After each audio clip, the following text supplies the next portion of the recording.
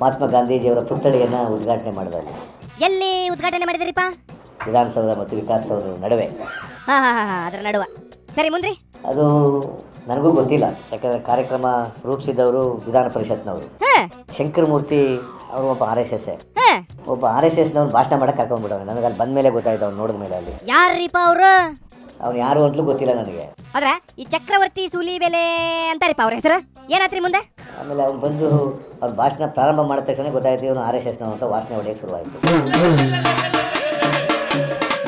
ಹೌದ್ರಾ?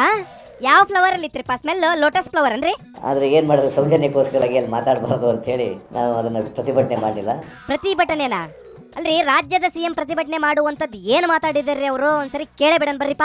ಇವತ್ತು ಈ ದೇಶ ಒಂದು ಶ್ರೇಷ್ಠ ದಿಕ್ಕಿನ ಕಡೆಗೆ ಹೊರಟಿದೆ. ಬಹುಶಃ ಇವತ್ತು ಪ್ರತಿಮೆ ಮುಂದೆ ನಿಂತ್ಕೊಂಡೆ ಮಹಾತ್ಮ ಗಾಂಧೀಜಿ ಮಾತನ್ನು ಹೇಳಬೇಕಾದ್ರೆ ಒಂದು ಸಂಕೋಚ ಇದೆ. ಮಹಾತ್ಮ ಗಾಂಧೀಜಿ ಹೇಳ್ತಾರೆ, ನನ್ನ ಪ್ರತಿಮೆ ಕಟ್ಟೋದ್ರೆ ನನಗೆ ಬಹಳ ಖುಷಿ ಇಲ್ಲ, ಇನ್ಫ್ಯಾಕ್ಟ್ ನನಗೆ ತುಂಬಾ ನೋವಾಗುತ್ತೆ ಇದರಿಂದ. ಆದ್ರೆ ಯಾರು ಈ ವಿಚಾರಗಳ ಮೇಲೆ ನಡೀತಾರೋ ಅದು ನಿಜವಾದ ಪ್ರತಿಮೆ ಆಗುತ್ತೆ ಅಂತ ಮಹಾತ್ಮಾಜಿ ಹೇಳ್ತಾರೆ. ಬಹುಶಃ ಇವತ್ತು ಇಡೀ ದೇಶ ಮಹಾತ್ಮಾಜಿ ಅವರ ಈ ಸ್ವಚ್ಛತಾ ಆಂದೋಲನದ ಕಡೆಗೆ ಏನ್ ನಡೀತಾ ಇದೆ, ಇದು ಇವತ್ತಿನ ಈ ಅಕ್ಟೋಬರ್ 2ರ ಈ ಸಂದೇಶವನ್ನ ಸಾರ್ಥಕಗೊಳಿಸಿರುವಂತ ಸಂಗತಿ ಅಂತ.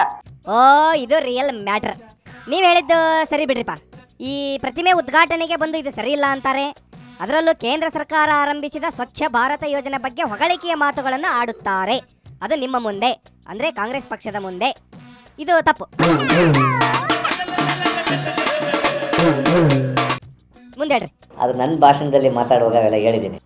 ನೀವು ಮಾತಾಡುವಾಗ ಏನೇನು ಹೇಳಿದ್ರಿಪ್ಪ? ಈ ಮತಾಂಧರಿಗಳು ಇವರೆಲ್ಲ ಹೇಗೆ, ಅವನ ಹೆಸರು ಹೇಳ್ದೇನೆ, ಈ ದೇಶದಲ್ಲಿ ಹೇಗೆ ಮತಾಂಧತೆಯನ್ನು ಹುಟ್ಟಾಕಿದ್ರು, ಈಗಲೇ ಹೆಂಗೆ ಹುಟ್ಟಾಕ್ತಾ ಇದ್ದಾರೆ, ಹೇಗೆ ದೇಶ ವಿಭಜನೆ ಮಾಡ್ತಾರೆ, ಸಮಾಜ ಹೊಡಿತಾ ಇದ್ದಾರೆ, ಇದನ್ನೆಲ್ಲ ಖಾಲಿ ಪ್ರಸ್ತಾಪ ಮಾಡಿದೆ ನಾನು. ಈ ಜಾತಿವಾರು ರಾಜಕೀಯ ಹೆಂಗ್ ಮಾಡ್ತಾರೆ, ಓಟ್ಗೋಸ್ಕರ ಯಾರ್ಯಾರಿಗೆ ಯಾವ್ಯಾವ ಭಾಗ್ಯಗಳನ್ನ ತರ್ತಾರೆ, ಇದನ್ನೆಲ್ಲ ಹೇಳಿದ್ರೇನ್ರಿ?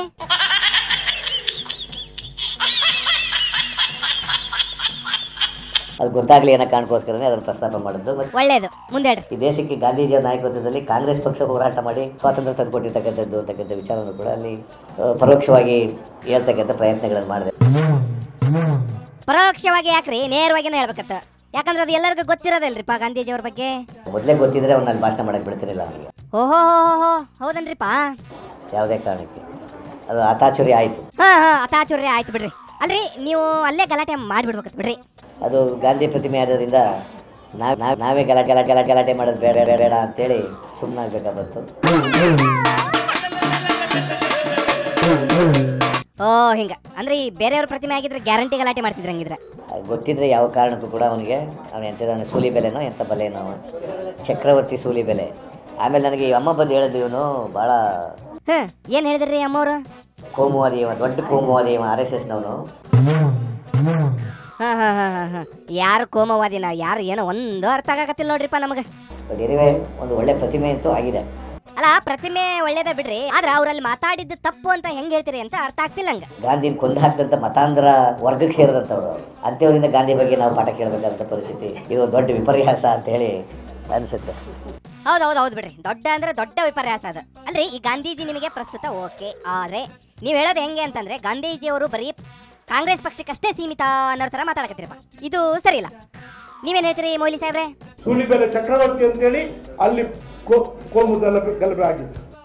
ನಮ್ಮ ಜಿಲ್ಲೆಯಲ್ಲಿ ಇರ್ಬೋದು, ಬೆಳಗಾಂನಲ್ಲಿ ಇರ್ಬೋದು, ಅಂಥವರಲ್ಲಿ ಮಹಾತ್ಮ ಗಾಂಧಿ ಅವರ ವಿಚಾರದಲ್ಲಿ ಭಾಷಣ ಮಾಡೋದು ಅದು ಯಾಕೋ ಅಪ್ಪಿತಪ್ಪಿ ಆ ಲೋಪದೋಷ ಆಗಿದೆ ಇವತ್ತು.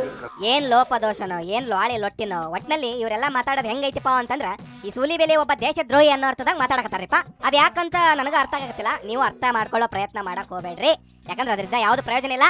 ಮತ್ತೆ ನಾಳೆ ಇನ್ನೇನಾದ್ರೂ ಚಾತುರ್ಯ ಏನಾದ್ರೂ ನಿಮಗೆ ಬಂದು ಹೇಳ್ತೀನಿ. ಇವತ್ತಿಗೆ ಸಾಕು, ನಂಗೆ ಟೈಮ್ ಆಯ್ತು, ಬರ್ತೀನಿ. Bye bye.